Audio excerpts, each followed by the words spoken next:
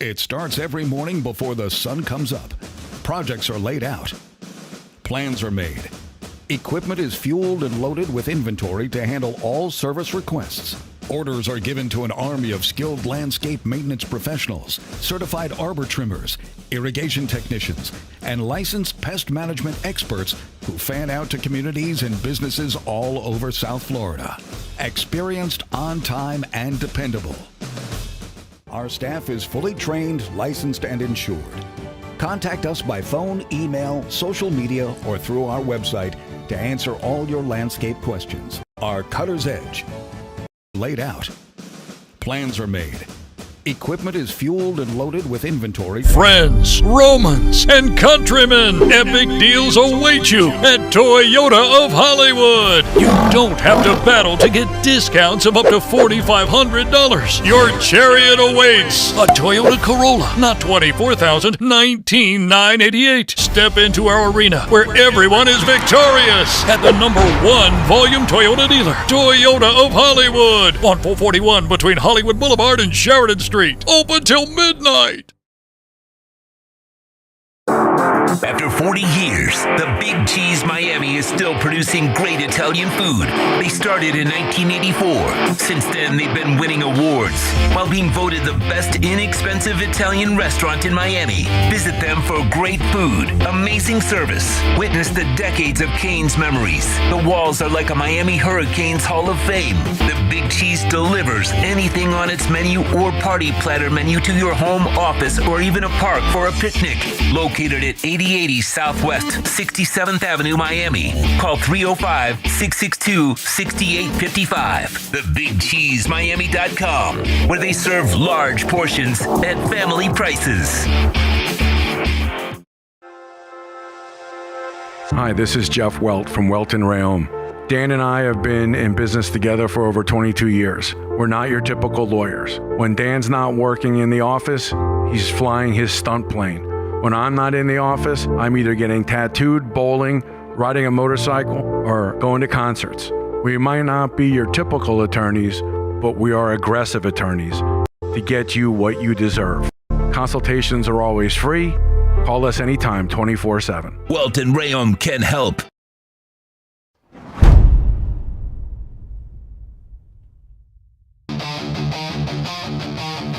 Mic checks echo, I'm the sound of the brawl. Canvas creaks, flesh slaps, bodies rise and fall.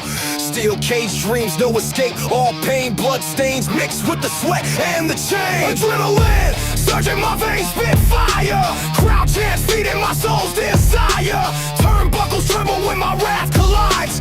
Glory's the belt and I'm taking the pride. Ooh, the squared circle where legends collide. Ooh, no mercy, just a wild ride. Ooh, like flash, fist clash, can't resist. Boom, the squared circle digest.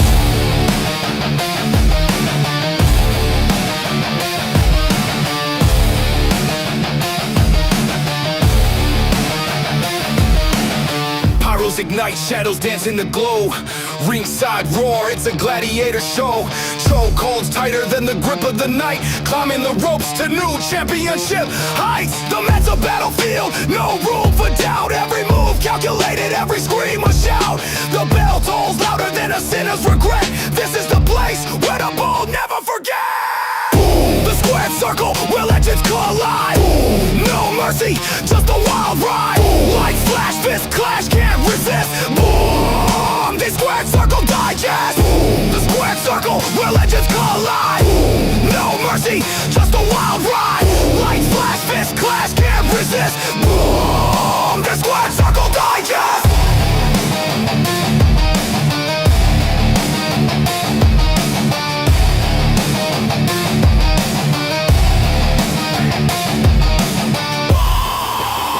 Circle Digest!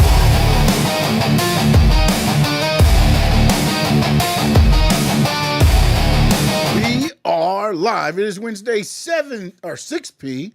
The place to be. It is the Squared Circle Digest.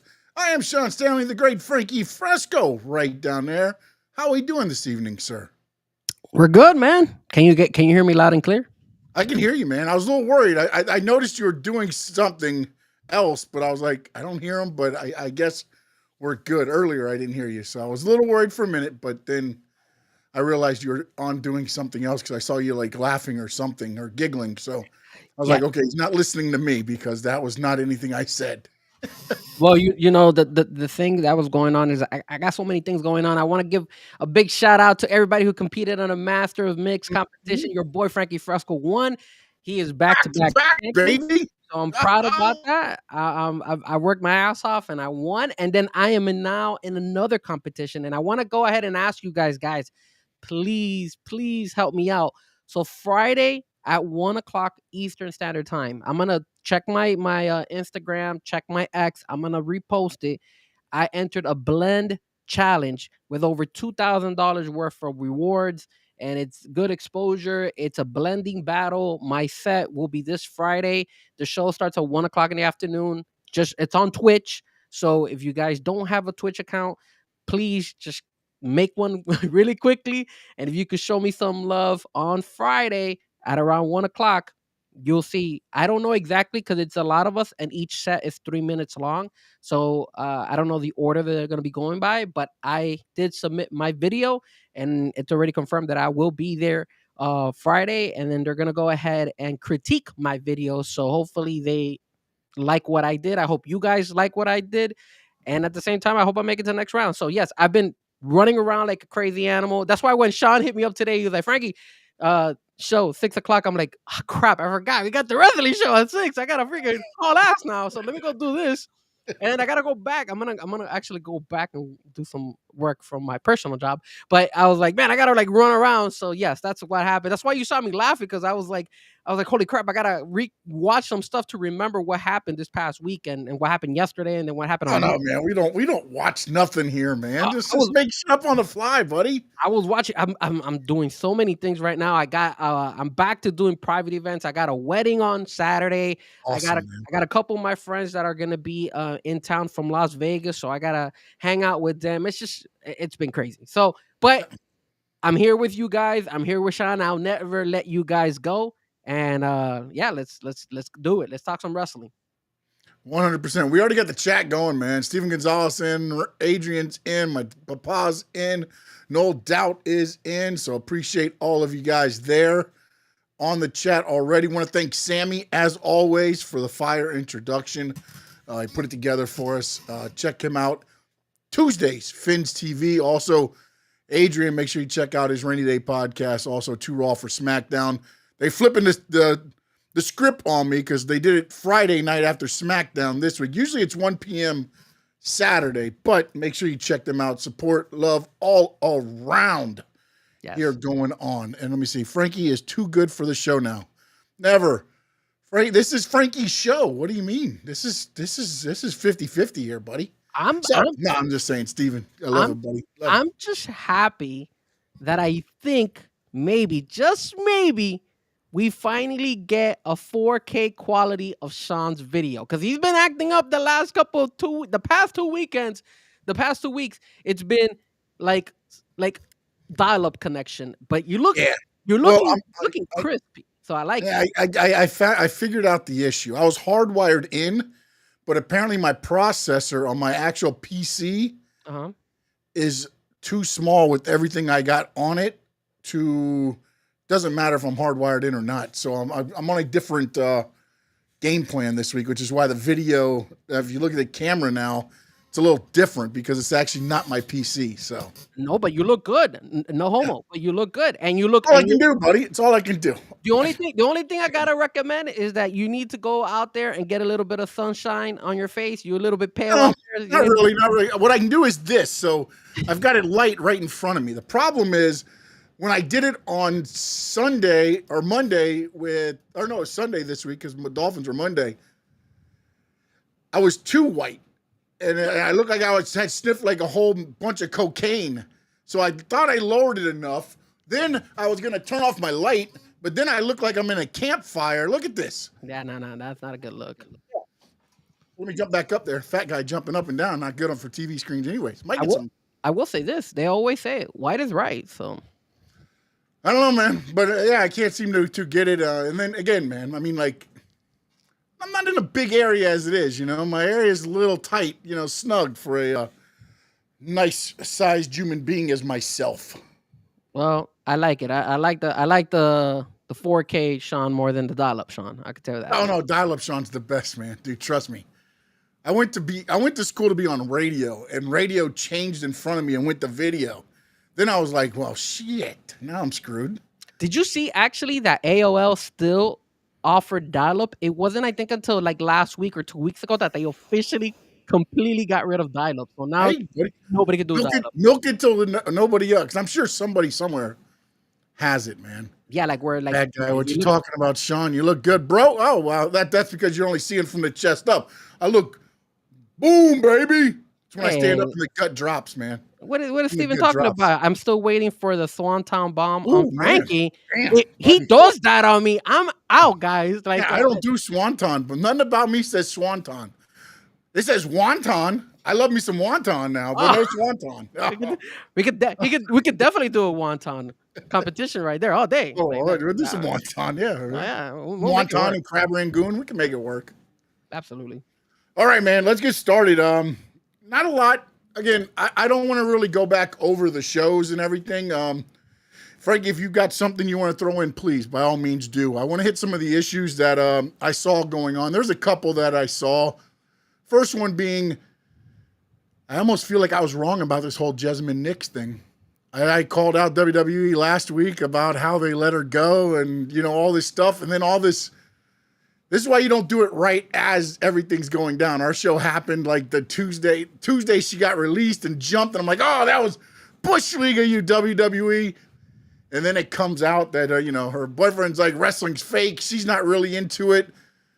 Then she's like, everybody thinks, everybody in NXT is making like hundreds of thousands of dollars. They're not.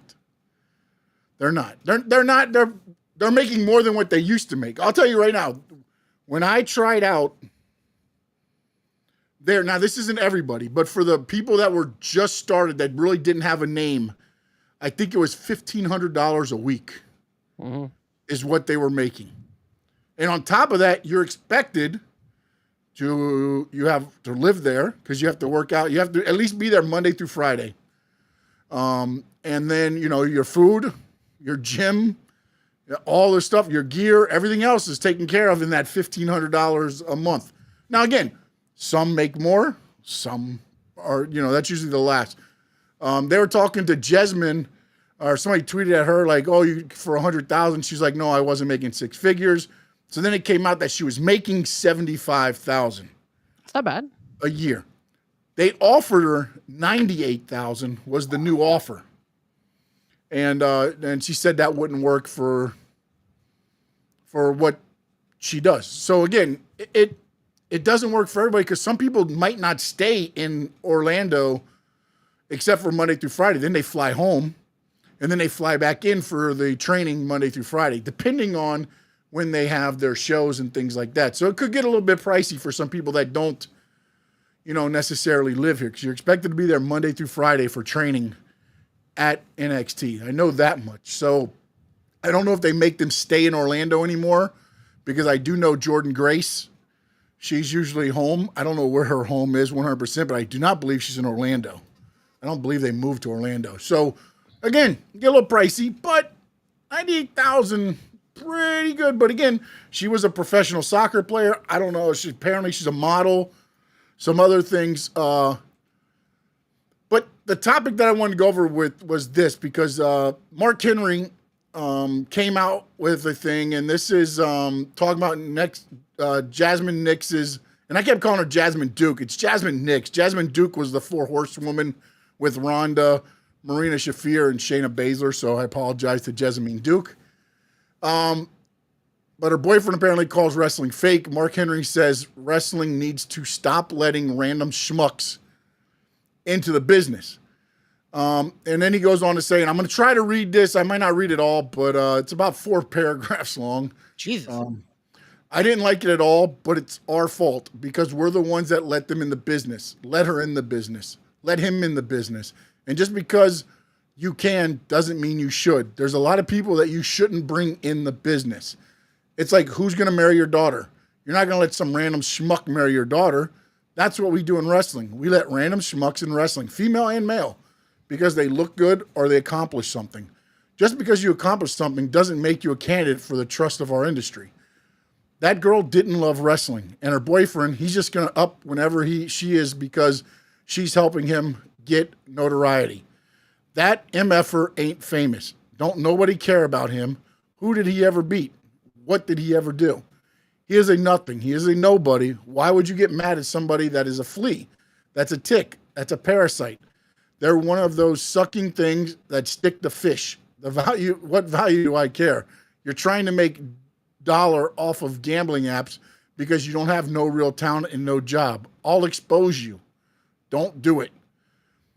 Now, the whole thing that I wanted to bring about is wrestling has changed a lot, even since when I was trained, man. I'll never forget this. 1990, 93, I was in boot camp, 94, 95, Okinawa, 96, 97-ish. I went to a show in North Carolina. And I went up to one of the wrestlers and I said, hey, I'm very interested in getting trained. I'd like to know the process to go about getting trained. Kind of looked at me up and down and then went back to the guy and was like, hey, there's a guy out here. And then the one gentleman came out and he was part of the team called the Renegades. It was David Renegade, who was in North Carolina at the time. He was like, well, be at my house Saturday morning at 8. So I go there. Yeah, they try to beat the crap out of me in the first 10 minutes. It didn't work. They saw that I at least had watched wrestling, so I understood the ins and outs of it. They asked me questions. They asked me certain things to try to understand if I knew what the business was. And this is where the question's going to be in a long form, Frankie, so I apologize. Hopefully you've been following along. The problem nowadays to me is wrestling has gotten so mainstream, it's not regional anymore, that a lot of that part of the business is gone.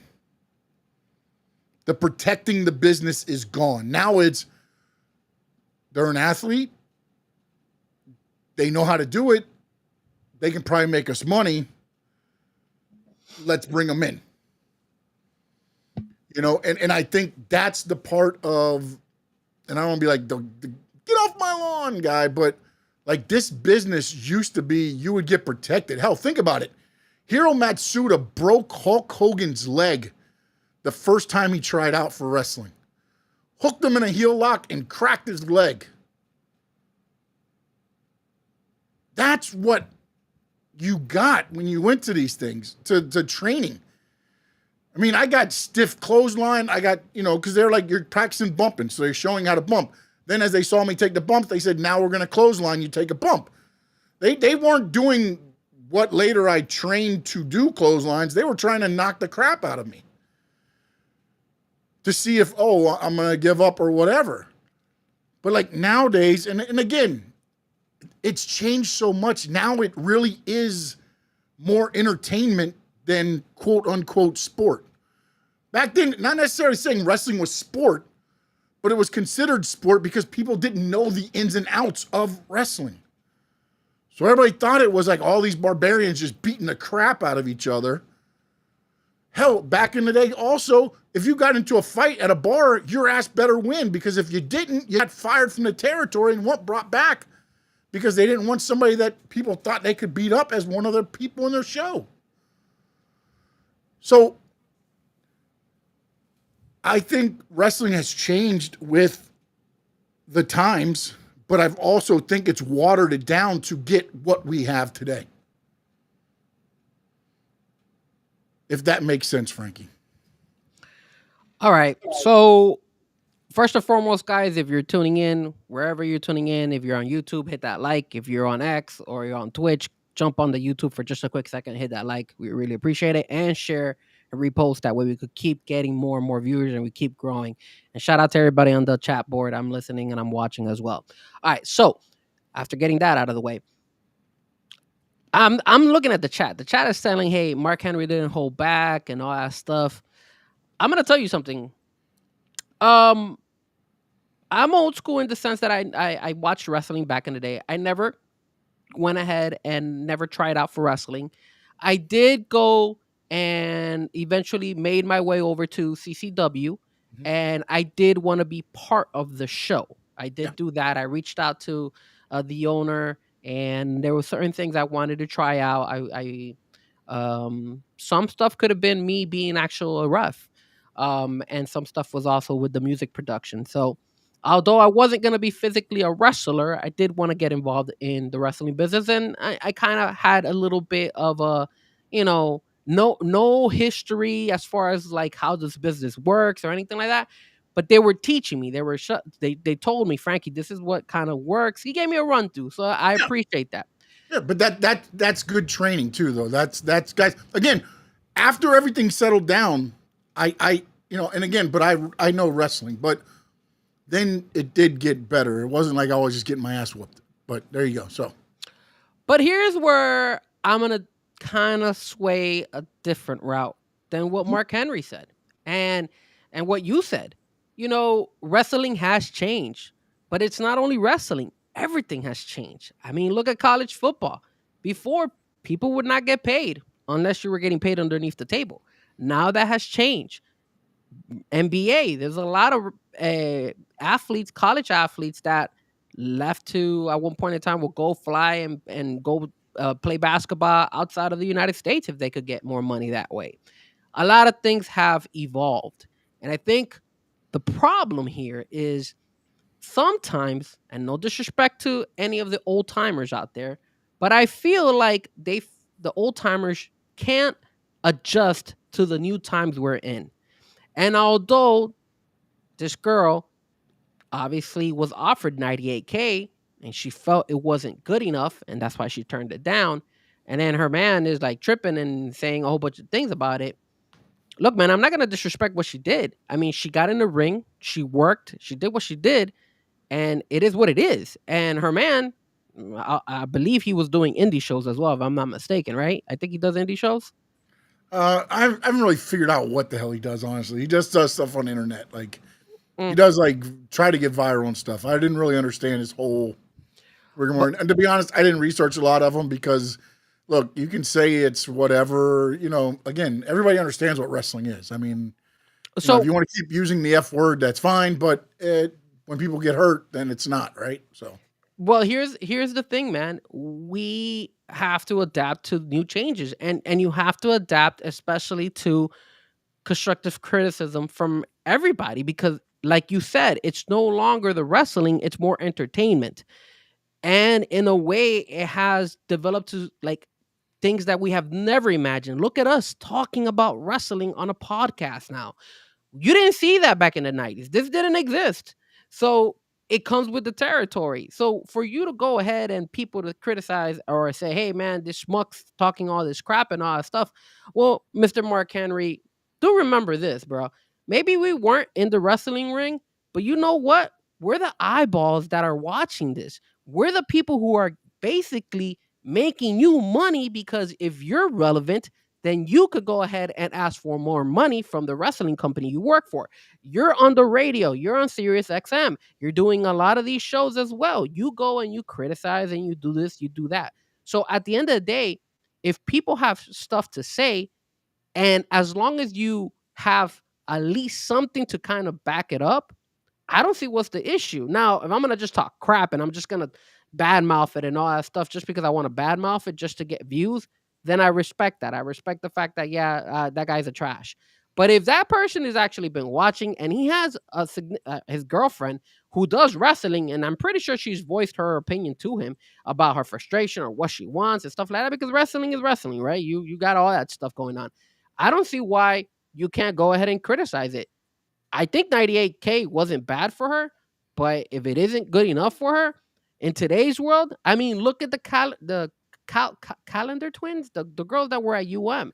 They were offered wrestling contracts and they turned it down because they couldn't make that much money. They were going to blow up and make tons of money on social media, so they went that route. So I don't see any issue with this. If you want to go ahead and criticize it, criticize it. Times have changed, move on. It feels like, and again, no offense to you, Sean, but it feels like some of the old timers out there kind of feel like, hey, this young generation better keep their mouths shut because they don't know what you guys went through.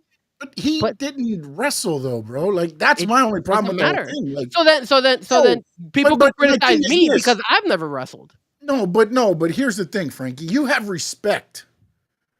You have respect.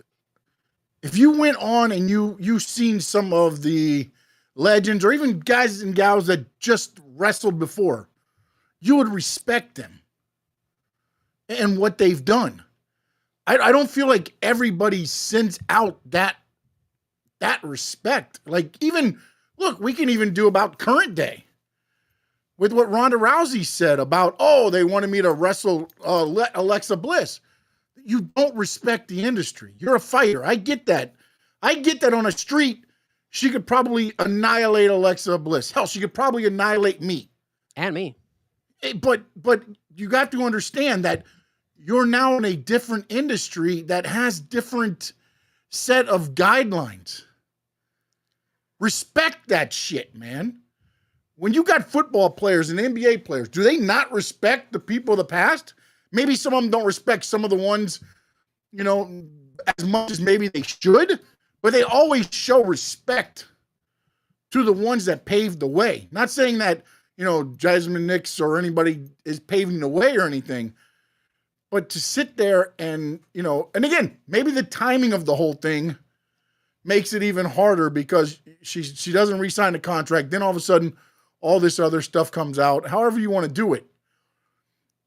But it still comes down to respect, putting your body on the line, trusting somebody that's not going to hurt you. Again, that's what wrestling's all about, is respect. I'm respecting you enough to give you my body to do what we need to do to make a living, a money. And then to be told that, oh, that shit's fake. Like, but if they would have gave her $150,000 and she re-signed, is he saying the same thing? Probably not. But here's the issue. Whatever the case was, if she was obviously she was asking for more. If you see what's happening, especially in WWE, they're jacking the prices up for everything. They're making billions of dollars. So I could understand why a wrestler would ask for more.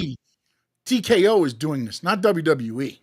TKO owns WWE. Yes, so we need to get that Triple out of H our head.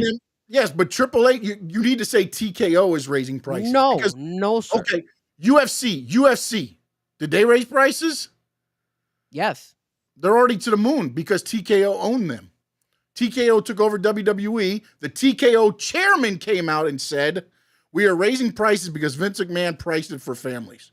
We're not in the family business. I understand that, but you got a guy by the name of Triple H who's been in the industry, Stephanie McMahon, who her father owned the business, and they sold out then. They sold out because if this was so much... You understand, they're getting paid. They're not even on the board. They're not even on the board. Yes, but this is what I'm telling you right now. You're going ahead and you're telling me TKO went ahead and did this. They're the ones raising the price. Well, hold on a second here. Hold on a second. The guy running the show is Triple H. His wife is the daughter of who used to be the owner. If you have problems with the prices, you're going to voice your opinion. And if you disagree with it, then you know what? As Triple H, as Stephanie McMahon, I'll be like, you know what? I don't want to work for a company who's doing this to the fans. I'm walking out. I'm not doing it. So in a way, they sold out because they're like, hey, I need to collect a paycheck. And if you're going to charge the fans all this amount of money, that's not my problem. My problem is to deliver you guys a show and to treat the wrestlers and I guess handle business. That's what I care about. So why am I going to go ahead and bitch and complain and only say about TKO? Triple H is part of it. Stephanie McMahon is part of it. All these people who work in the business are part of it too. They're collecting a check. Yes, they have a family to take care of. Yes, they're not the ones in the thing. Like, you don't think they didn't say, "Hey, $25,000 for front row seat probably ain't going to do it." But they sold out, is what I'm telling you. Then okay, they didn't sell out. Vince McMahon sold the company. Vince McMahon came back in and said, "I'm sitting right here until I sell the company." They had no say. Here's the thing. So Vince McMahon sold it to them knowing they were going to kill it. That's what he did. Here is the thing. Here's the thing. When you have, if it was so much, you make it seem like, hey, he didn't have other options. Triple H could have opened up his own wrestling. Triple H could have gone to TNA before they even sold it. Triple H could have. Triple H had options. Yes. Just like Stephanie McMahon. Yes. Just so like Triple H is going to go with his money that he has, and he's going to open up another AEW. Come on, man. Come on. Let's be serious, bro. You have to start somewhere, right? I get that you want to, come out with this thing, but like, okay, because Triple H has millions of dollars, he's going to go and run and start his own company because that works so well for everybody, right? No, but at the same time, it works for some people. Donate money, then send it to me. No idea. You have no idea if the company's going to work or not. I mean, whoever thought that the UFC was going to blow up this big with Dana White, and when the Fertitta brothers owned it, they took a risk. They had the money. Yes, they went ahead.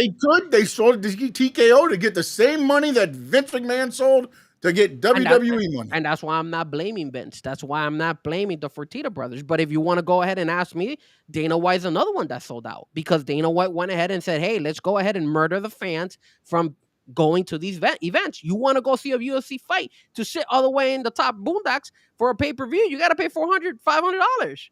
And people pay for it. That's what I'm saying, though. But you're saying the problem is they priced out the small people, the small men and women that, strive to go watch their product.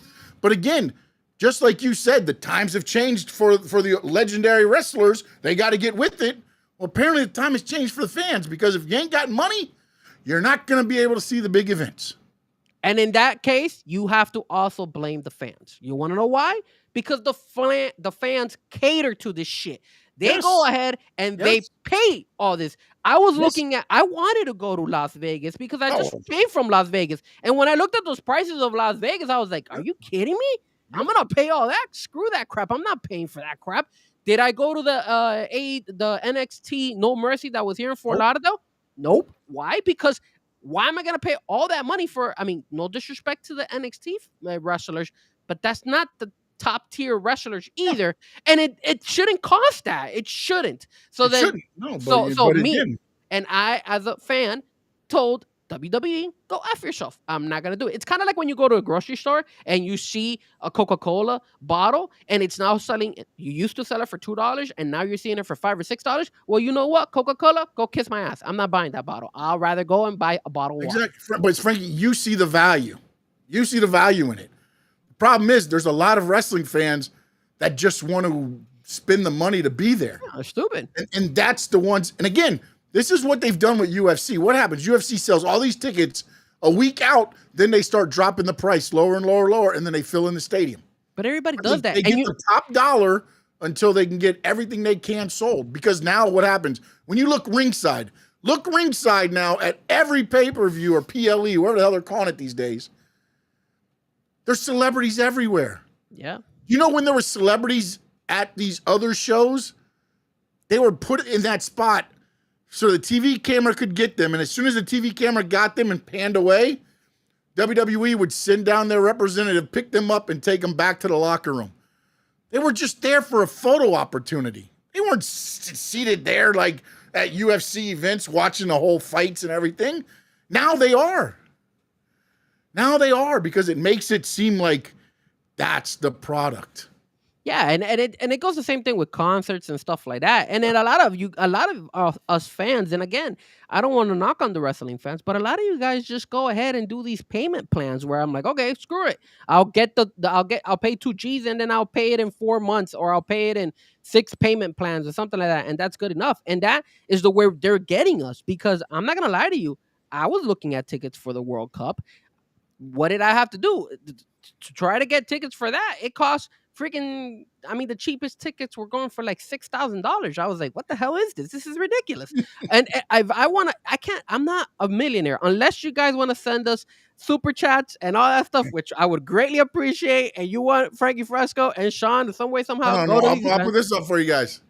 See if this one goes up. Oh no, Frankie's not there. Oh wait, you're on that. Okay, never mind. I can do this. All right. Sorry. I thought we were live with that one.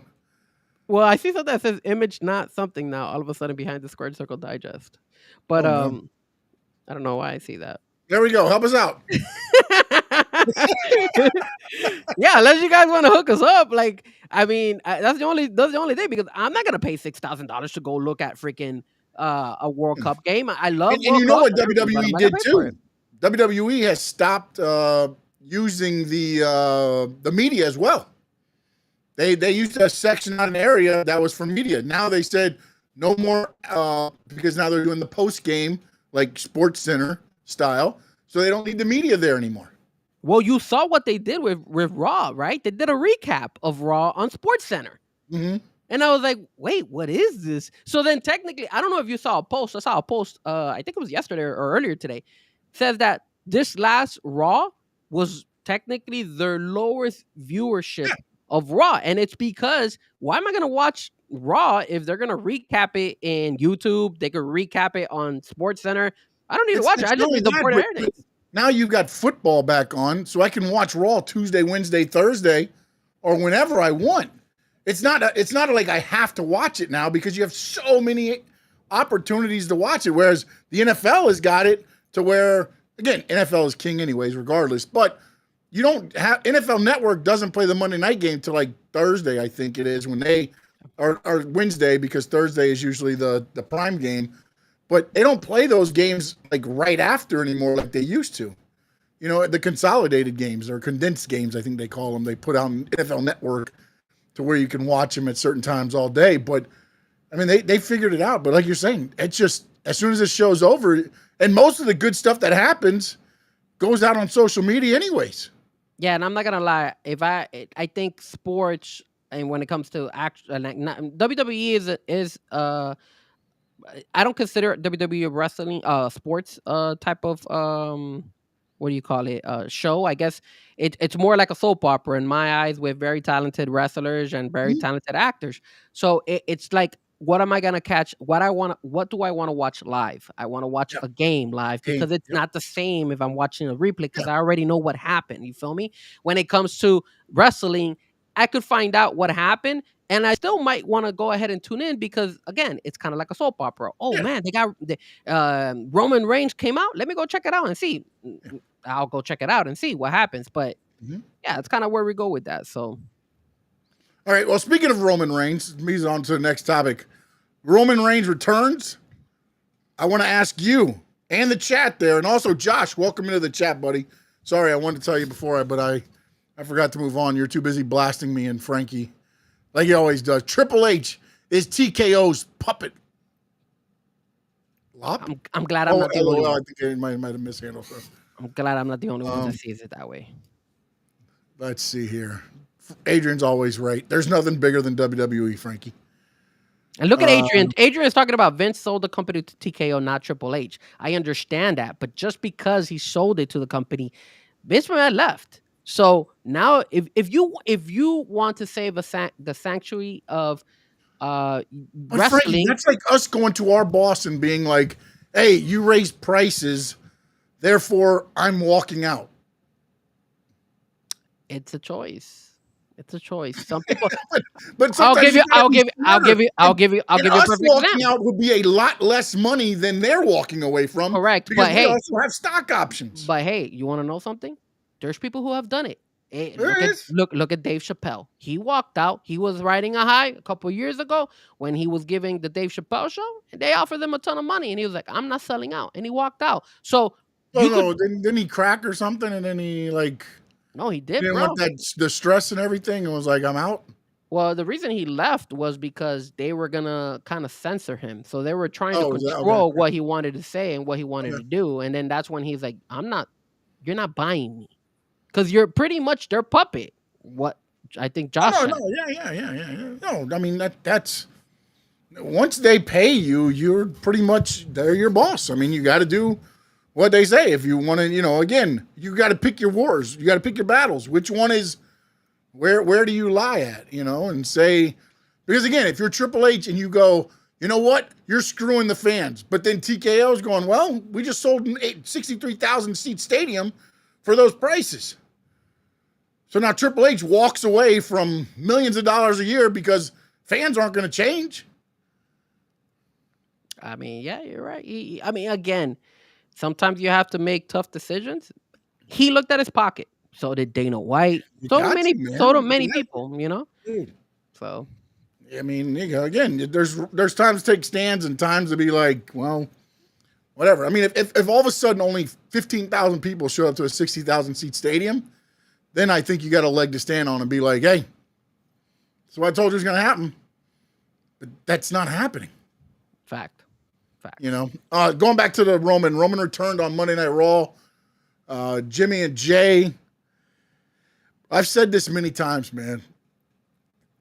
Like, Roman kills Jay. The only way Jay can make it out of here is Jay needs to turn a heel.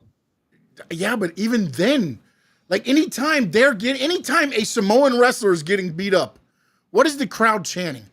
Roman. OTC, Roman, whatever. It's like, bro, like, I mean, that just kills everything.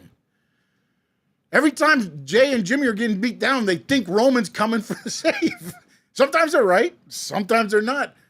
But it's like, I almost feel like WWE almost needs to, like, I mean, it's so tough, man. You have to turn him heel. Roman, you do, but at the same time, like, I think they should have turned Jay heel before. But even then, he's dwarfed by Roman. He's dwarfed by Roman. The issue here is no matter those two guys, Jimmy and Jay, are always linked to Roman. That's how they brought him up pretty much the last couple of years. Because look, if you kind of look at it, Solo's kind of riding Solo right now with his group. You feel me? And they're not putting Roman, but notice that Solo's not getting that big pop either. Like, people like him, but he's not as big as when he was going up against Roman. So everything evolves around Roman. And you have to have the protagonist for the antagonist. The antagonist is only as good as the protagonist. That's why Solo, when he was going against Roman, was bigger, because then he was going after, the head guy. Same as when he was with against Cody. It was going there. But now, like, I don't even know who the hell Solo's next feud is. They're like reintroducing the whole Bloodline 2.0 again now in slow motion.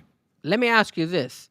What does Jay, or what can Jay do to supersede Roman to the point where people don't need to relate Roman to Jay or Jimmy, either or?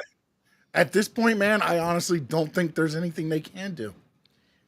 I mean, even if they turn him heel, now, he's either turning on, we think, Cody possibly, because the way he eyed the title. And now I'm just going off of, I didn't watch all of Raw. I nitpicked through Raw, so I may have missed something. So, Adrian, somebody in there, let me know, and please hit the like button, subscribe button if you're not already subscribed. If you're watching us on X, jump over to YouTube as well. But, like, even if he turns heel, I don't think the only way is if he puts Roman out, maybe. The thing is, man, I see the problem here is WWE is having a hard time getting a lot of this young talent in the male side to become strong people. Like, look at Stephanie Valkyrie. You saw how Stephanie has popped, and all of a sudden now Stephanie's a big draw. You see how Jay Cargill is a big draw. You see these girls that are making their way. Tiffany is a big draw. I don't know why they're having such a hard time doing this with the guys. Like, WWE is relying heavily on. You keep bringing back Brock Lesnar. You keep bringing back. I mean, they're bringing it back because the young guys are not getting it done. But you also you hurt. Like, for instance, if the other night Roman doesn't come out to save Jimmy and Jay, and they wait another week or two or whatever it's going to be, I just feel like that one time, like, it's like, oh, Jimmy and Jay need big brother Roman. You know what I'm saying? That's the feeling it is. And then, like, the other night, people took a picture of it. And again, I don't know the whole thing. I'm just going off the picture they showed. Now, Jimmy's got that confused look on his face like Jay had the first time. Yep. It's almost like, oh, let's run it back, but flip it now. And it's like, here we go again.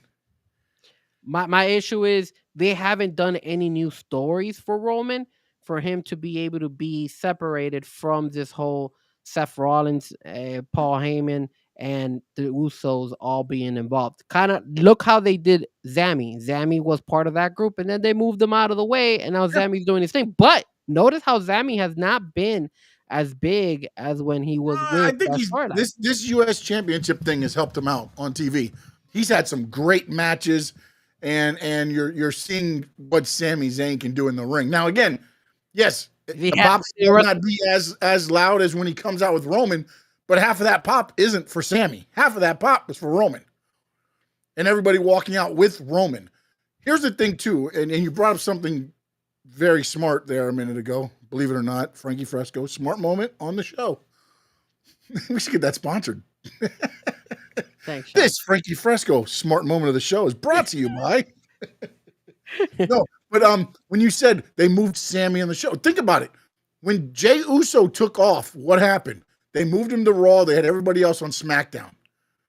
Then Netflix on Raw happened, and Roman came over. Yep. Then the build to WrestleMania, and Roman was there. Again, then take Jay and flip him over to SmackDown, but then you're going to probably have him go against Solo. So now you have Jay by himself on this show, and it was working. It was. And then you had to bring Big Brother, not Jimmy, but Big Brother Roman over. Yep. And now it's like OTC. They ain't chatting main event. No, sirree. It's OTC. Well, let me ask you something. If OTC is getting beat down, you don't hear cheers for them to say Jay. I have to watch that. I don't. I'm pretty sure. I'm pretty sure The they're only all time he's screaming been beat all the down time. is after Jay and Jimmy were beat down. Then they beat Roman down, and so I don't know. I don't know who they're chanting for. I think the only way you're going to be able to get Jay to the next level is separating him completely, Yes. moving them out and keeping them separated. Send him to Move on. NXT. Do something, but it's definitely you can't. They keep bringing Roman into the storyline, and that's why it kills Jay more than Jimmy. Because obviously Jay has kind of surpassed Jimmy Yes. already. So Yeah. but that's Jimmy how- has always been the consistent of Jay's the wild card, and usually the wild cards are the ones that can have great momentum or have great lows. One or two, they go like this. Jimmy's always been the guy on the group that is correct. there. You know what I'm saying? So, that's usually what you have on the tag teams, right? Matt Hardy, Yep. Jeff Hardy. Yeah. No, sure. You usually have the one like level and the other one's like all over the place. Now, the level guy could be pushed up occasionally, but then again, he's just always there. He doesn't go boop, boop, boop. No. He I can mean, make it look, I mean- not be out of breath. And they always want to test the waters, right? They give these wrestlers the opportunity to see how the crowd reacts to it. Yeah. Like Lyra Valkyria. You saw that Lyra. They gave her the belt. They gave her everything. They wanted to see how the crowd was going to go ahead and treat her if she was going to blow up. And she had an okay type of pop. So what happened? Here comes Stephanie Valkyria. She's getting a huge pop. Okay, this girl is the one we're going to put all our cards in and go with her because it looks like she's the next star. Happens all the time. Yeah. And then Lyra, well, the problem too is, and Josh says WWE has talent but doesn't know how to use them. Sometimes the problem is you don't have enough time to really focus on every one of them the way you should. And not only that, but I think the problem... I honestly thought this Netflix thing would be ran different. I'll just put it at that. I thought it would be a little bit different because and again, I'm not saying that because it's Netflix, you have like 24 hours, a 24-hour show. No, but I thought they would fluctuate every once in a while. Like, oh, this one will go to 3, this one we do 2:30, this one they find 2:15. And I know I'm the first one to complain when they go 3 hours. I get that. But if you can have a showcase of Lyra and some of these guys that aren't getting that light because it's a 2-hour show, why not add that 15, 20 minutes and maybe sneak in another 2 matches and showcase some other talent? They haven't done that yet. They've kept it right at about 2:30, 2:35, but usually that's because the main event starts at about 20, 25, And then if the main event runs over or whatever they're doing at the end of the main event, once that's done, the show's off the air. So, it's one of those things. And Memo's in the house today. Thank you, Memo. I think the only person that they're getting it right is, who I'm talking about, is my boy Dom. And they did it right by going ahead and having him beat Rusev too. That was I was like, thank God, because I didn't think Rusev was winning that one, honestly. I didn't know how they're gonna have him lose it, but I didn't expect him to win that. It's like you're doing too much to make Dom become that guy right now. He's gonna keep getting elevated with wins right now. And he's getting popped left they and right.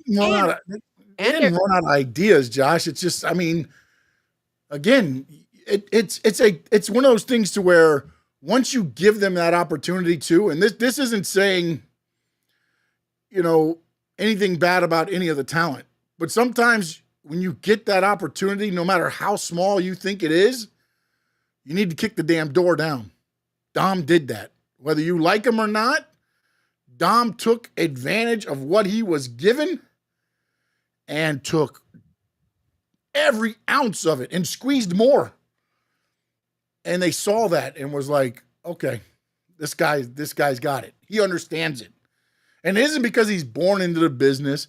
It isn't because he's been around the business. It's because he understands the task he was given. It wasn't a big, great, he came in under his dad. And then the whole thing was, okay, now think about this. When he turned heel, he turned on Edge and his dad. Those were the two guys that he was going to feud with first. And he went out and he earned every ounce he's gotten. And now look at him. He's on AAA, being the announcer, having fun at the desk and doing all this stuff while El Americano's in there, working and things. Wow. It's not all thanks to his daddy, Ray. Dom has busted his ass. Ray was the first one to tell you. I'm going to tell you something. For a guy to go out there to AAA and get the pop that he gets a louder pop than his own dad, bro, at AAA. That's how crazy it is. That's how the kid has put in the effort and the time, and he understands the business. He knows that he has Mexican roots. So let me take my happy ass over to AAA and win some more fans, because eventually what's going to happen is those fans are going to come here to the States. Those fans are going to go eventually some of these pay-per-views. Those fans are going to have kids. Some of those kids want to come over as well. All that stuff. So he gets the picture. He gets it. Now, that's not to say that it doesn't always work, because I'll give you a perfect example of somebody who they tried it. She's a yes person, but has never gone over the hump. She's never gone to the extreme. And that's Chelsea Green. She's done almost, if you look at her, she's a reflection of Dom, because she has gone ahead and done the same thing. Everything they ask from her, she does it. Yes, but there is one thing that Dom has, and Chelsea Green has a personality. That's not what I'm saying. But Dom has that personality to where you look at him and you're like, I want him to get his freaking ass kicked. Chelsea is annoying as hell and gets that. But Dom has it, and I don't want to say it, because Chelsea Green, I feel like, has it as well. But also, she's not Charlotte Flair. She's not Becky Lynch. She's not, there is so much top heavy in the women's division. And not saying that but Dom is also Intercontinental Champion, AAA Champion. You get that? He's there. Yeah, but he started. They're not having to force him to go to a heavyweight title. He doesn't need the title. Is what what I'm saying? It's kind of hard what I'm trying to explain, but it's hard because look what No Doubt just said. Chelsea may not be the it, but you need a Chelsea. So then if we need a Chelsea, why hasn't she been able to get over that hump? They gave her the US title, but then after that, that's the closest title that's the only title she's had. Why hasn't she gone to the next level? Because you've got Jade Cargill, you've got Nia Jax, you've got Tiffany Stratton, you've got Julia, you've got, that's 4 right there. You're telling me a Julia is better than a Chelsea Green? Let's keep it real, man. Right now, they haven't used Julia correctly, and that's why, Julia has amazing talent. What she was doing in NXT was awesome. What they've done to her in... Yes, but Julia is still a worldwide name.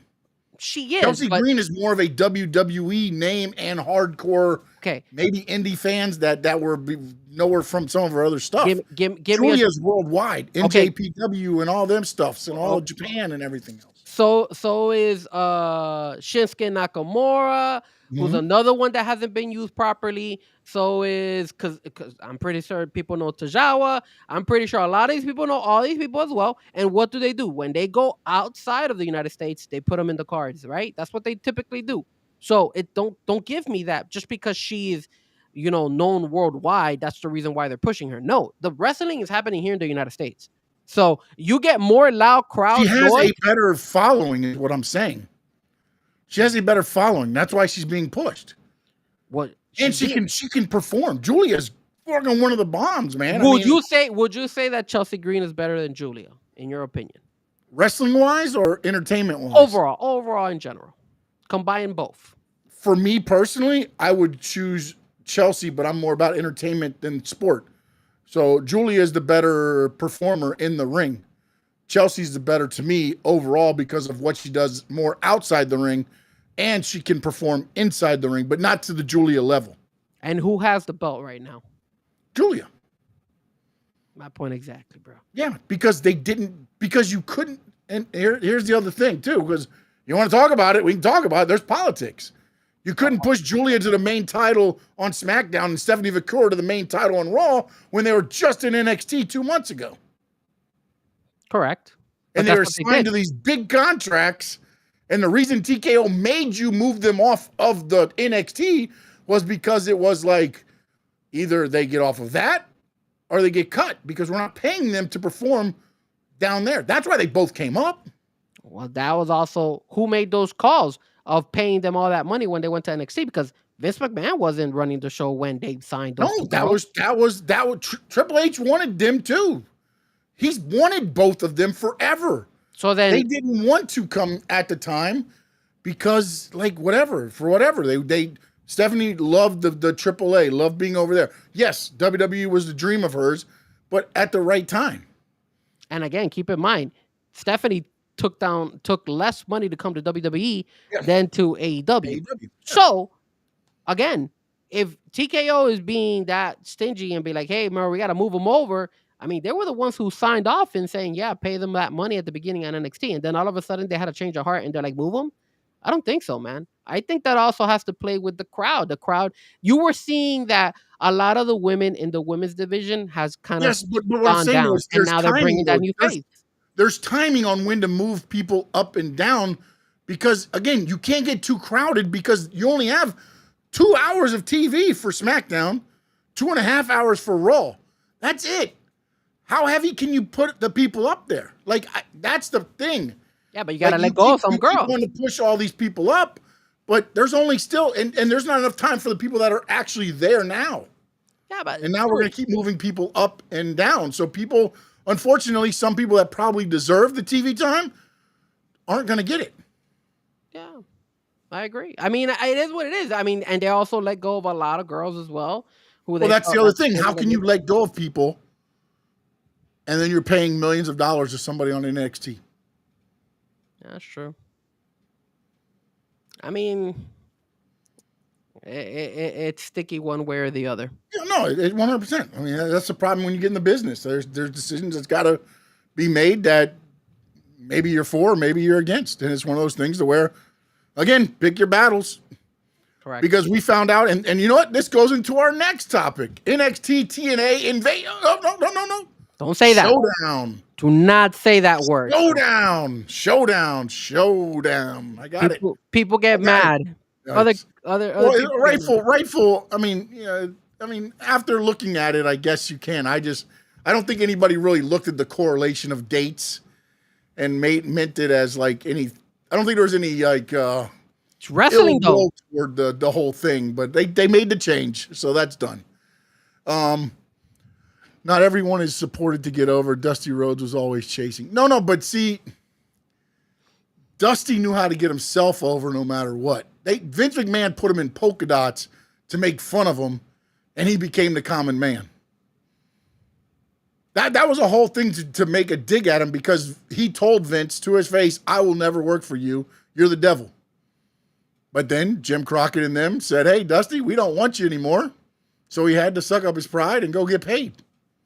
What do you And he think? got stuck in polka dots. And Well- he made the best of it and became the common man. What did you? That's why I love Dusty Rhodes. Well, we could say the same thing about Rey Mysterio, Dean Malenko, Eddie Guerrero, when they all felt they were being cheated over there in WCW, and they're like, you know what? It's time for us to jump ship and go over here, and we're gonna go ahead and No, showcase weren't- ourselves. Yeah, they felt they were, but then that was when Eric Bischoff walked in the back and said, anybody that wants to leave, let me know. I'll give you your release right now.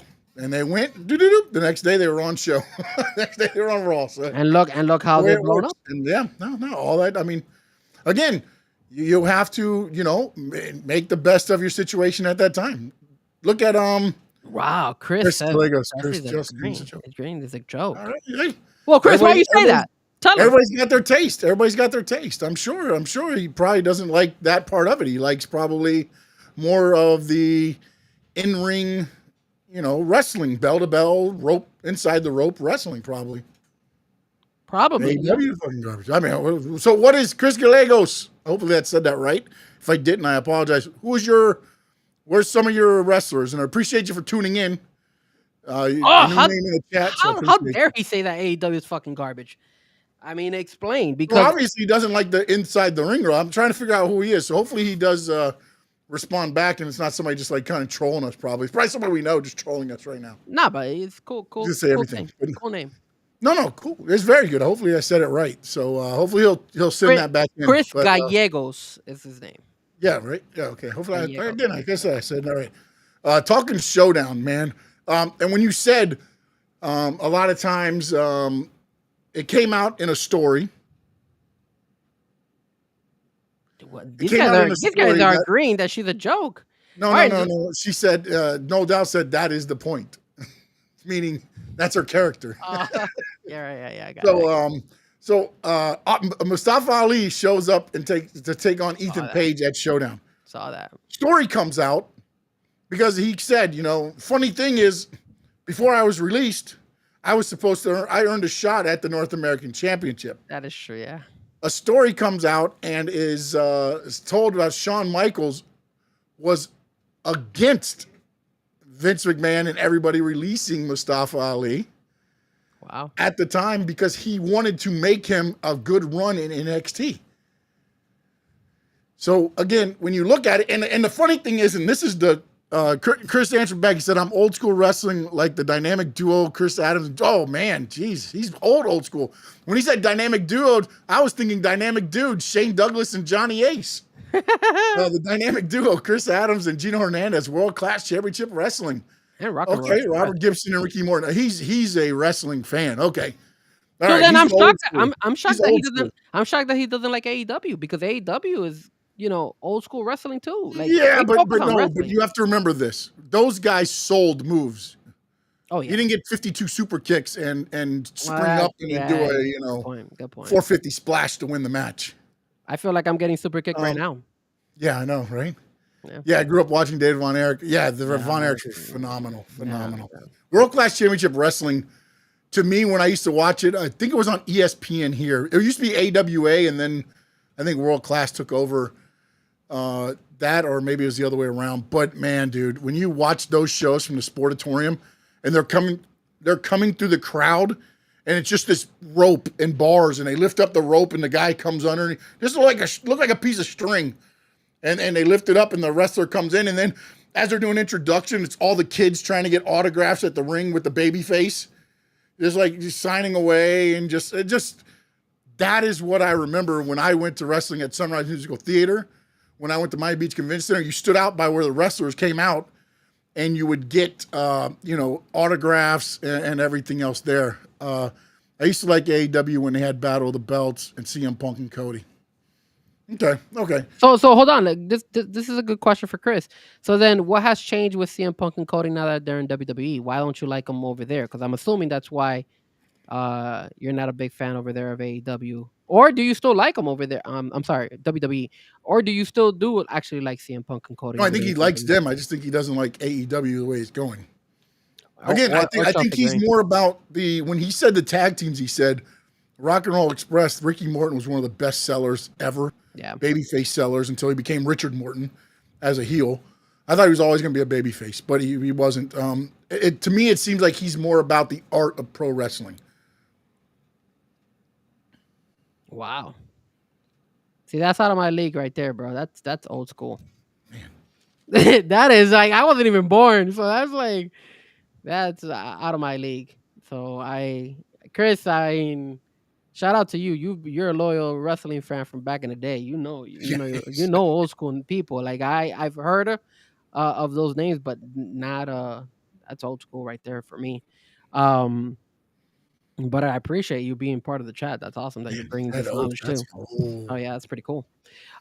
But where were we at? What were we talking about? The invasion. The interesting thing is I wrote down the invasion. I hold in my hand the invasion card. All 4 matches. Jesus.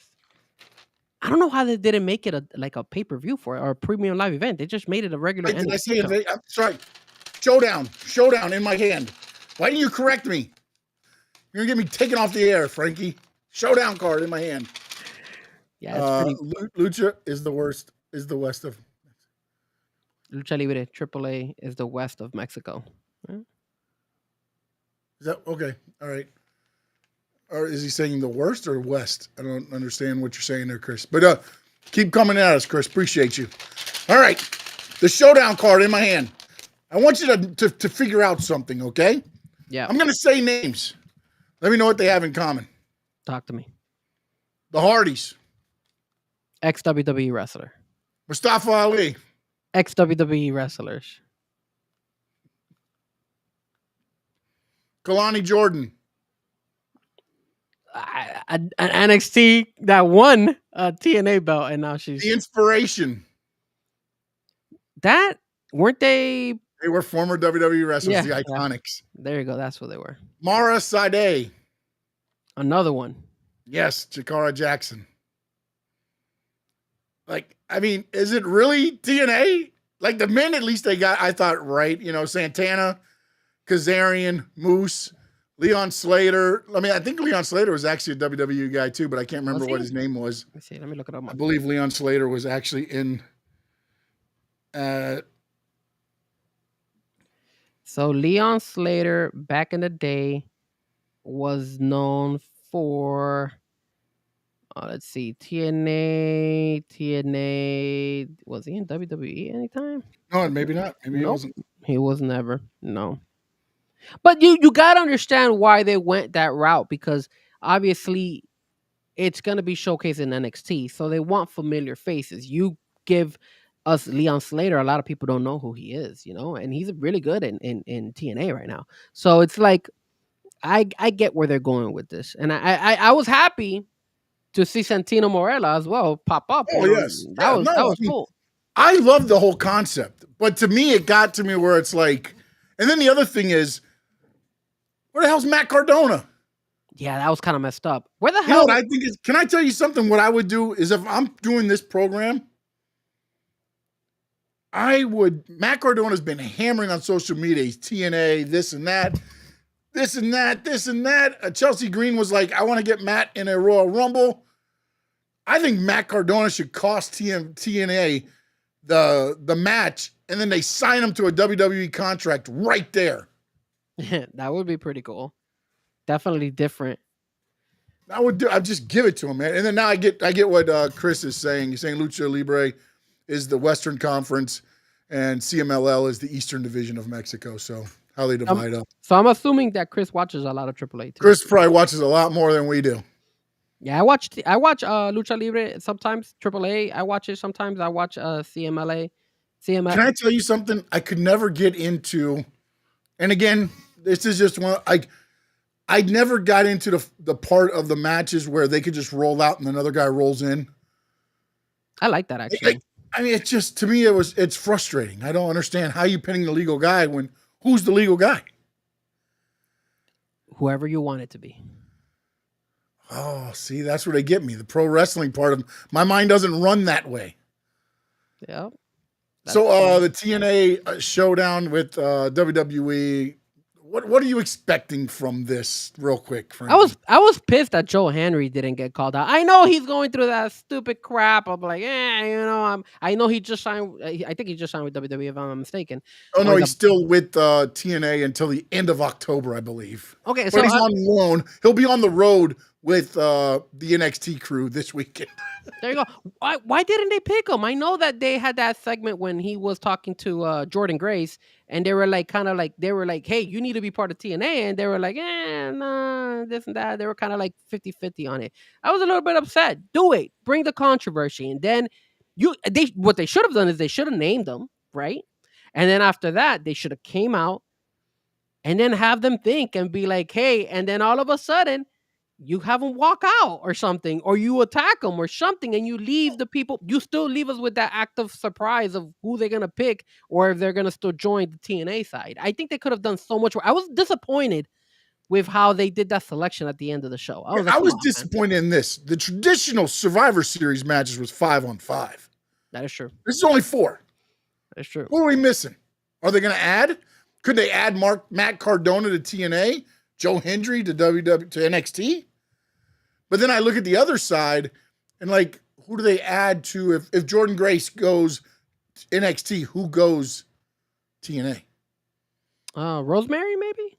Yeah, there you go. I was upset that they didn't use more of the TNA home-based women. I mean, I might be a little bit biased, but come on, man. You got Mila Moore over there, CCW back in the day. You got Kylie King, I think is her name. I don't know. Is she back yet? She was injured. She returned wasn't. from injury. She was injured for a little bit. But yeah, no. I think there's other talent over there is what I was trying to get at than just being, damn, they said 5-on-5 when it was announced. Okay, so maybe they're going to add a person there because there was only 4, right? Did they jip me out on my notes here? No, because it's... and then you've got Trick, the TNA champion, representing NXT. Where the hell is Nick Nemeth? Is he injured? He was injured. He was nursing an injury.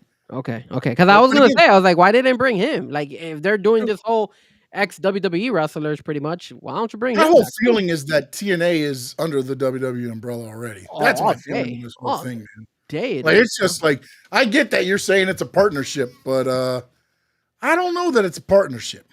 Because the other interesting thing that I got on here is the Hardys going to become the new NXT Tag Team Champions. They're not going to lose the TNA titles, right? They can't. They got to go against the Dudley brothers. Yeah. So the Dudley boys, my bad. I don't know why I said brothers. The Dudley boys. So yeah, I don't see them losing that match.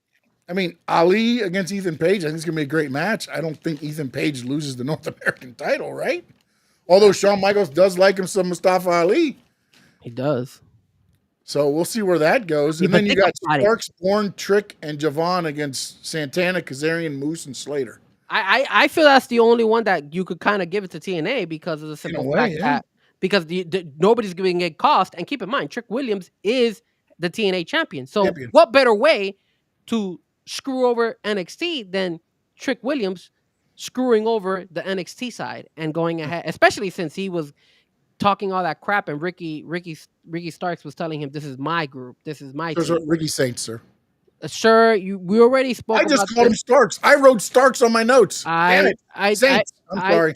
I told you from day one, I'm never gonna call him Ricky Saints because that name is stupid. I know him as Ricky Starks. Oh, the Saints go marching in. He just beat Obafemi, man, and I mean nobody's beat Obafemi.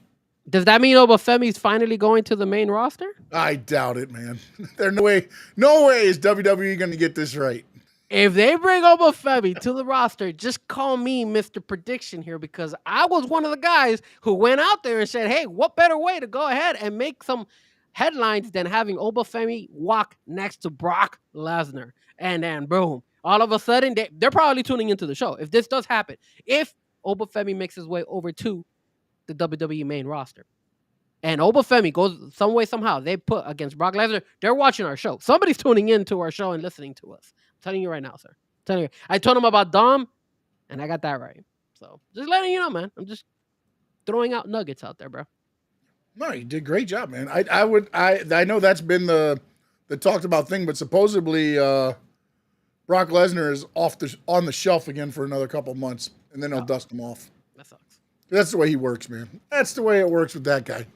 It is. The good old Brock Lesnar. And finally, I want to end it with, guess what, man? Guess what happens tonight? Oh, we got AEW in Hard Rock, right? Timeless Tony Storm returns to Hollywood. Florida, that is. What a great way to fucking bring Timeless Tony Storm. And they put that on the thing. It's pretty cool, man. It's a 2.5 hour special emanating from the Hard Rock Live in Hollywood, Florida. The card, Timeless Tony Storm returns to Hollywood, and then they put in little parentheses, Florida. The Jurassic Express returns. The TNT Championship will be on the line. Kyle Fletcher against Orange Cassidy. Orange Cassidy. Josh Alexander and the Young Bucks will take on Kenny Omega and Bro Dito. In a trios match. In a mixed tornado tag match, Darby Allin and Chris Statlander takes on Wheeler Yuta and Marina Shafir. Not a bad card. And in the main event, I'm not sure if it would not be for the trios titles because it's not Shibata. It will be Jon Moxley, Daniel Garcia, and Claudio taking on Hangman, Powerhouse Hobbs, and Samoa Joe. Damn it. And then other things. That's what's mentioned so far. No MJF? I don't see MJF, no. Wow. I'm glad. Well, remember, after he lost it all out, he's like, I got to go find myself and come back a better version of MJF. Yeah, but still, you got to incorporate him some way, somehow. Maybe take him off for a couple of weeks and then bring him back as they need it at the end. Yeah, I remember. He was like in the stairways talking about it. Yeah. Dude, I'm really wondering this, man, with the thing of what happened, and I don't think we've talked about this. Do you think there's any way TK lets Adam Copeland return to take on John Cena in his final match? Yeah, I do see it because Tony Khan is an idiot, and Tony Khan is the type of person that is gonna go ahead and talk to Copeland. Copeland's gonna tell him, "Yo, man, I kind of want to go back and wrestle against John Cena," and then Tony Khan is gonna go ahead and shake his hand and probably be at sniff a little bit of that cocaine because he's at 100 miles per hour every single time, and then all of a sudden be like, "Okay, man, take care, bro," and let him walk. That's what he's gonna. Remember, they did the backstage promo. I think it was at All Out after Beth gets spiked pile drived in front of Copeland, and he's like, I've done this before. My family, I got to go be with my family. And then Cage is like, well, at least you have a family. And then Copeland looked at him and said, you are my family. And then he walked away. So it's just one of those things to where he's like, I'm not sure if I will return or not. I don't know when I'll be back.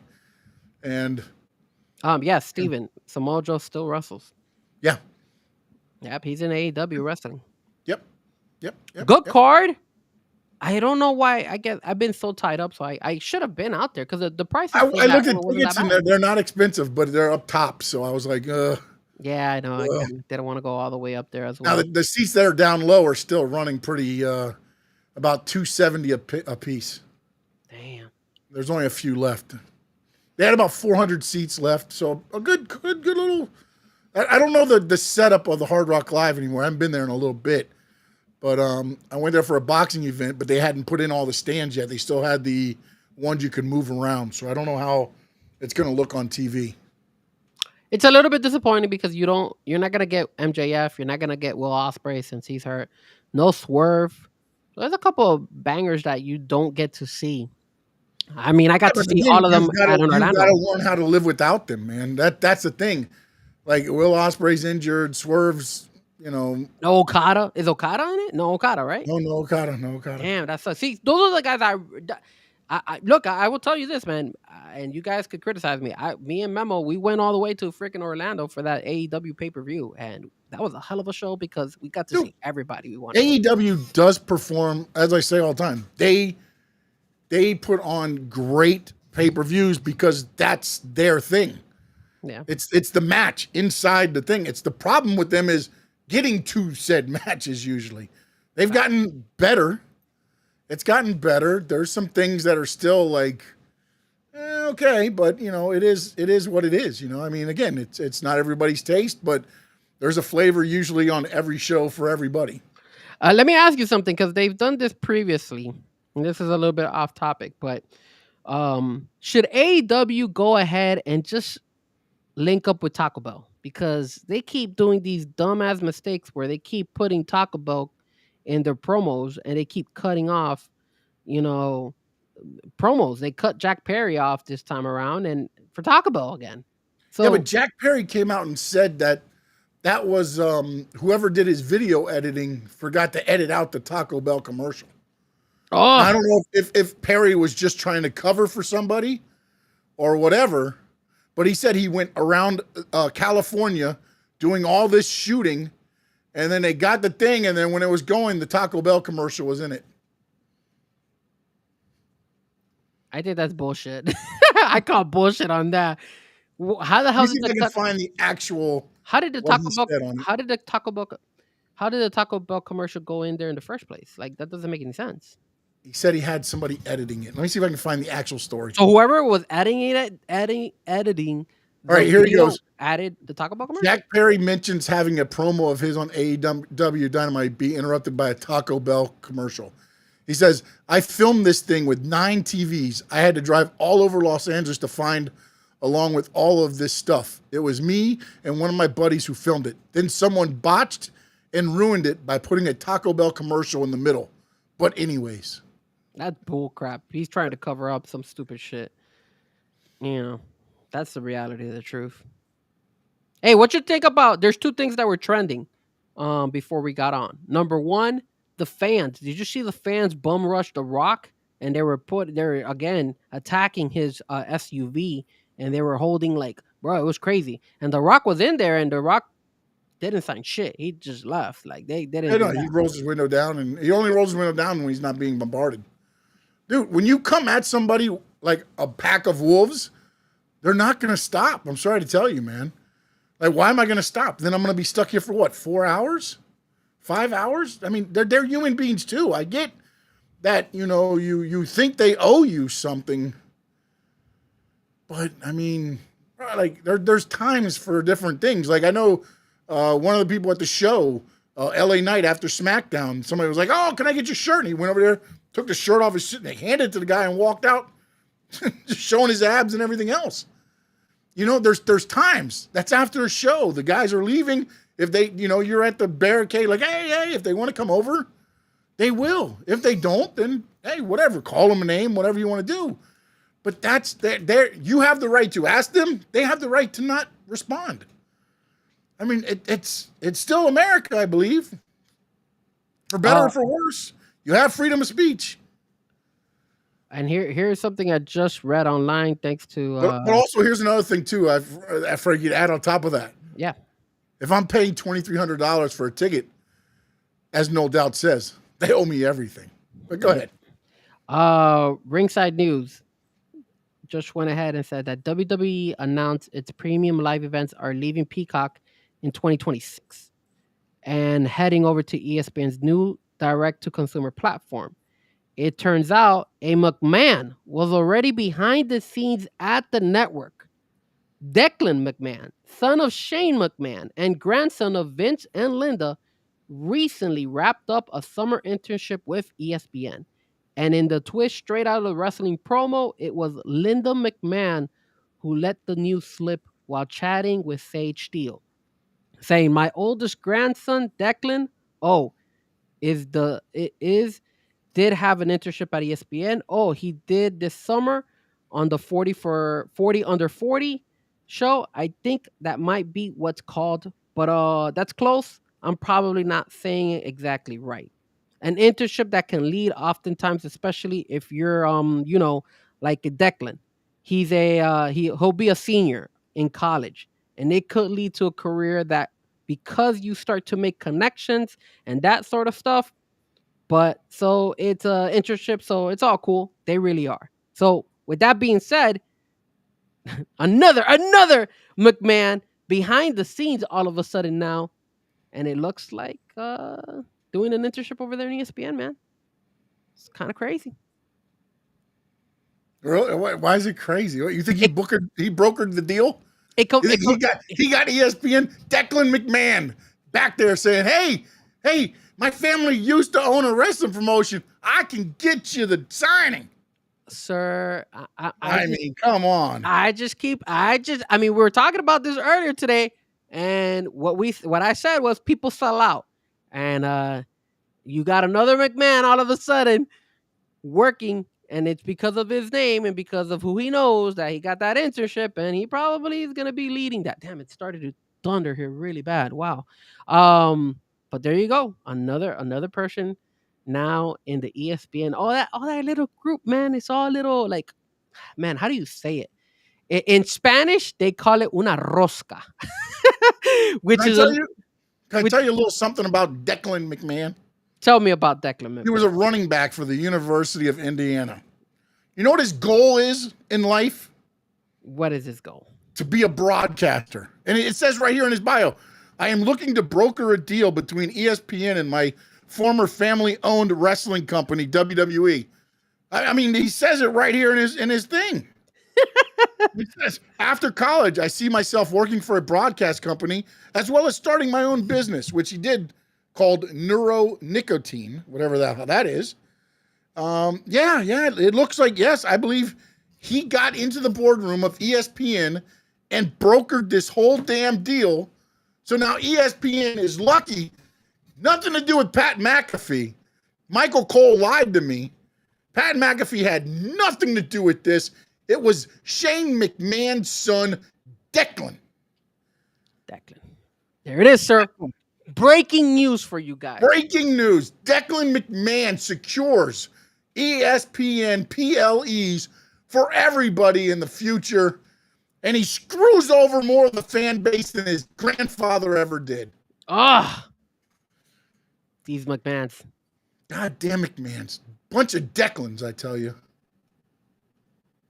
On a different note, Cora Jade, now known as Elena Black, is making way more money on her OnlyFans. Check it out. They all do. I'm not a fan of OnlyFans of Elena Black. I should, but I'm sorry. The same thing Mandy Rose did. She was like, wait, what? Why am I going to go back? They should bring Mandy Rose. Why don't they bring Mandy Rose? But, I mean, again, if Jesmyn Nix isn't going to do stuff for the thing, you think they're going to leave whatever they're making at these OnlyFans to come back and get paid less money to be on the road? She said that she's already made more money than what she made the whole career in her whole I'm sure. her whole she's year. She's always been in NXT, and she usually gets hurt. Fucking Steven Gonzalez, he wrote, what's her profile name, Frankie? You know. No, I am not a member of her OnlyFans, sir. I should be. But no, I'm not a member. I'm not gonna pay her. Goodness. I don't even know how much it is. Probably $15 or something. I don't know. Good stuff, Steven Gonzalez. Good stuff, man. Good stuff. And I did see it. As Cubans in Spanish, we call it una mierda. That is true. That is true. I have a lot of Cuban friends. Or you call it, and again, we don't censor it, de pinga. I don't know if Sean knows these words, but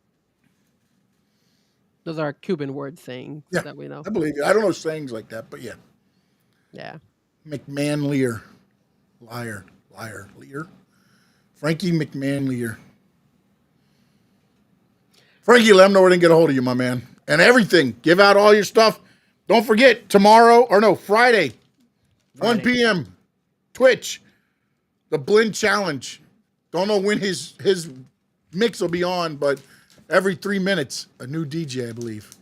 Yes. Will be in there. Hey, thanks, man. I'm gonna start having you go ahead and promote it more than me, because you're doing a good job on that one. So yes, as Sean explained to you guys, before I'll tell you the details. Again, you can follow me at Frankie Fresco, Fresco Music on all social media platforms. Just spell out the Fresco with the Z, and you'll find me.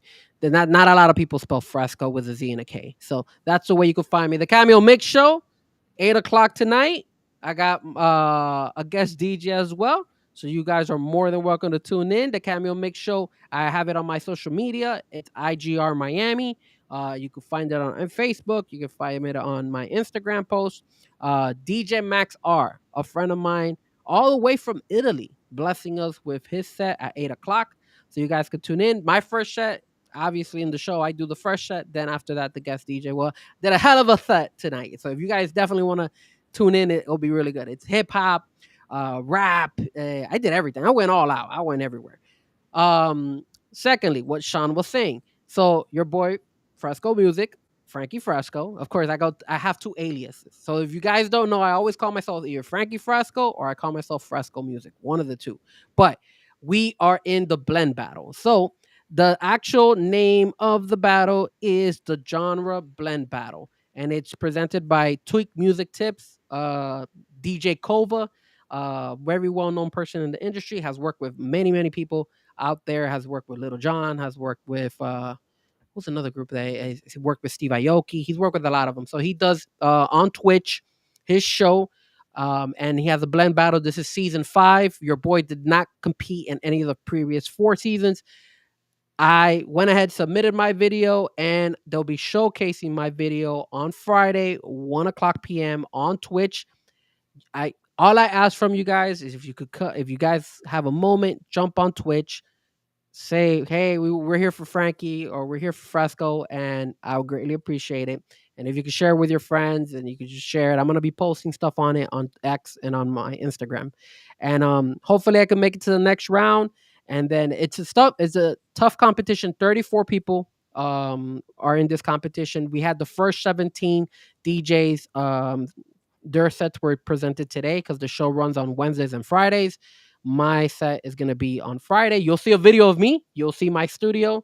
You'll see me DJing. I mean, this is not like Frankie just recorded something and you can't even watch it. It's a video. We have to show ourselves actually DJing, and you'll see you'll see my turntables, my mixer and everything. So you'll be able to see me do my thing. And yeah, man, I'm just trying to get to that next level, over $2,000 worth of money. Damn, it's like lightning like crazy here. $2,000 worth of money for Rain, one of the products, one of the sponsors of the show. And man, I just hope I could win it. I won the first contest. Now I'm trying to win this one, and again, just trying to get my name out there. And there's actual judges, so when you'll see my set, you actually will hear the judges. And there's been some really good judges on the panel before, um, in this competition. I mean, there's been judges. I'll tell you right now because he had sent me the message of some of the guys who have been judges before. But definitely tune in. Some of the judges, some of the past judges were Chubby Chub, who's the DJ for 50 Cent, Battle Cat, who's the DJ for Snoop and Dr. Dre, Melstar, well-known DJ Shortcut, very well-known, DJ Craze. He's here out of Miami as well. So a lot of famous people who are the judges, and they grade it and they critique it. So I went for a whole spiel, but again, guys, if you could support me, I really appreciate it. Frankie Stevens asking what type of music you play. I'm an open format DJ, so I play everything. But in this genre battle, you have to blend different types of music. So on this one, to kind of give you guys more or less a little glimpse of what I did, is I used rock, I used hip hop, I used R&B, I used guaracha, and I used some house. So I did 5 different types of genres. And then what I do a lot in this competition, because you got to showcase everything. So I do a little bit of scratching, a little bit of tone play, a little bit of word phrasing. So all those things are factors. All those things I'm bringing to the table because that's the way they're gonna grade you. So it should be good, man. Definitely, if you guys can come and check it out, I would greatly appreciate it. And you guys know I'm always DJing around. If you ever guys want to see me DJ live, I know Josh has come and seen me a couple times. I'm always available here in South Florida, just DJing all around. So and I usually post it on my social media. So don't forget, always check me out at Fresco Music on Instagram in particular, is where I usually post where I'm going to be at. As Adrian says, you got this, brother. And Josh Appreciate it, says, good luck, Frankie. Appreciate it, guys. Appreciate it. And then Steven Gonzalez says, what? Techno coming off your turntables would be crazy. I love techno music, my friend. Techno music is another one. If I make it, I think I'm going to make it to the next round, but I got to go crazy. So if you guys have any ideas as well, I'm always open to suggestions. You could send me a song, like text message me or send me a message through social media, through X, whatever, and tell me, hey, Frankie, look, try this song, anything. And like maybe songs that I've never even heard in my life. And I promise you, like one of the champions before, he used the Flight of the Bumblebee. as one of the genres to use to mix. So that was like completely out of left field. So those type of things is what they like, and that's what they kind of see. This one I kind of played it safe. I played it safe because I know that this is the beginning. I don't want to give everything out my first set, but I still think I did a pretty good job. So we'll see how it goes. Josh says Frankie's a damn good DJ, and Adrian says you look like a fist pumper. I've been to Ultra plenty of times. I can tell you that. So definitely, I went with Big O. I actually told Steve Aoki to throw the cake at Big O, but unfortunately, Steve Aoki did not hear me out, and Big O did not get hit with the cake.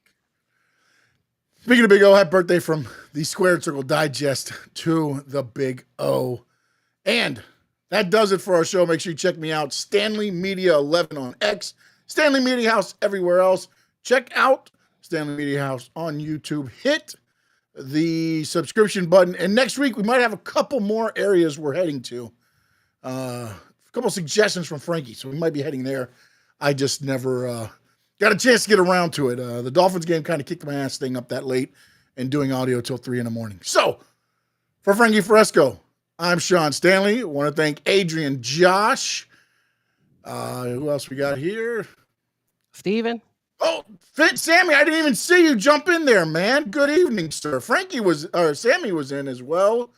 We had No Doubt was in. Chris Gallegos was in. Appreciate you jumping in, sir. Hell yeah. I hope you join us again next week to Wednesday, 6 o'clock.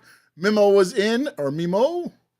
He wrote something about, did you hear about Matt going on Kyson, I don't know how to say his name, stream and being asked about his wife? Really? That happened? I didn't. Yeah, Daniel Marquez was in, so appreciate you. Hold on 1 minute. I'm going to get there. I'm just trying to go through everybody, make sure we got everybody here. My dad was in. Yeah, I saw him on Kyson. I didn't know that he said something wrong, though. I know he went on and he said something. He promoted his wife's channel, but I didn't hear that it was the wrong channel. I have to do more on that. I didn't. So he said Matt that and the Jeff wrong. Hardy both showed up. Both the Hardys showed up. I did see that. They were doing the thing like this, and then I guess Matt was stayed or something, because the part I saw, Jeff isn't there. It's just Matt and I believe Kai or them. In So group. Yeah. yeah. So apparently he said the wrong social media handle for her by using her government name. Oh wow.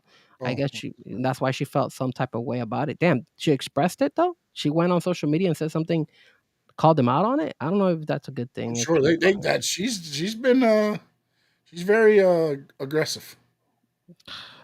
Anybody else we missed on the chat while you're looking it up? Hold on. Steven Gonzalez, Adrian, everybody there. I went through Daniel Marquez, No Doubt. Steven Gonzalez again, No Doubt. Josh, your dad, Stoney Stanley, Memo, all you guys. Well, we appreciate it. And everybody who's on X, guys, don't forget again to hit the like. Come over to YouTube for like 2 seconds. Hit the like on YouTube. Like Sean said, we're going to be probably broadcasting the show, expanding the show a little bit as well, which will be a cool thing. I think we're going to get more followers that way because I think it's a cool platform to also stream as well. And we're just trying to grow, man. We're just trying to grow each and every single day. And again, don't forget to follow also the Rainy Day podcast with Adrian over there. He does a good work over there as well. And sometimes you'll catch us over there as well. And we got to bring Adrian one of these days over to the Squared Circle and have him as a guest as well. Like, it'll be cool to pick his brain as well. And of course, I want to bring some of my friends, some of my guests, obviously, some of my friends who are big wrestling fans. They want to come over as well. Daniel Marquez, thank you. And they want to come and talk wrestling. So if any of you guys ever want to like talk or anything like that, maybe for like some of the pay-per-views or anything like that, we could always bring you on board and get your opinion. It's always good to spread the love to you guys. You guys is what the reason why we get on here. Me and Sean talk wrestling, but we wouldn't be here if it wasn't for you guys. So, Sean, did you find what she apparently said? Yeah, I guess it says she went on Instagram because it appears. I'll read the article as it says here. It appears there's some drama brewing in House of Hardy. In a new video on her Instagram account, Rebby Hardy, the wife of TNA star and tag team champion Matt Hardy, called out her husband for failing to properly promote her while appearing on a recent live stream for Kai Cenat. She noted that he incorrectly credited her with a name she no longer uses, Rebecca Hardy. Rebby Hardy then cut a rant on her husband for not using her proper nickname during Sanat's stream, as she also does content creation and Twitch streaming. You can view the clip. She wrote in the caption, "Well, damn, AITA," all in capitals. What does that mean? AITA? Yeah, with a question mark at the end. Well, damn, AITA. And then she put, or maybe it's, I don't know. Then she put a hashtag AITA. Kai Cenat Wrestling Relationships Twitch partner. So Am I the asshole? Am I an asshole? I think that's what it stands for. Oh, okay, yeah. And then Matt Hardy himself replied to somebody else saying, let's see here, Rebby Hardy was likely hoping for a better plug from her husband during the live stream appearance. However, Matt later defended himself after another user commented that Hardy did later properly credit his wife during the stream, to which Matt Hardy himself replied, "Yes, I did. And I said House Hardy, and House Hardy was pinned in Kai's chat. For anyone to think I'm trying to slight my wife, it's insane. That's I ridiculous. went out of my way to acknowledge and promote her 3 different times, and that was on top of a ton of things I was trying to promote for me, Jeff, and TNA. That's crazy. I think he just said, "Kiss my ass, Rebecca." Well, that's why I think she said AITA. I just finished finding out what that meant. Like, that's pretty cool. I think next time, Sean, you need to. At the end of my, that's gonna be at the end of our program. AITA. I was gonna mess with you and say you should put that as your name, Sean AITA Stanley. Yeah, there it is. Ada. Let's see here. Okay, all right, I'll write it down. Okay, yeah, no, they throwing some things in there. So yeah, we'll be back next week, Wednesday, 6 p.m. The Great Frankie Fresco and AITA. AITA, Stanley. baby. In the words of the great Gordon Soley, so long from the sun, shine, state. That's why I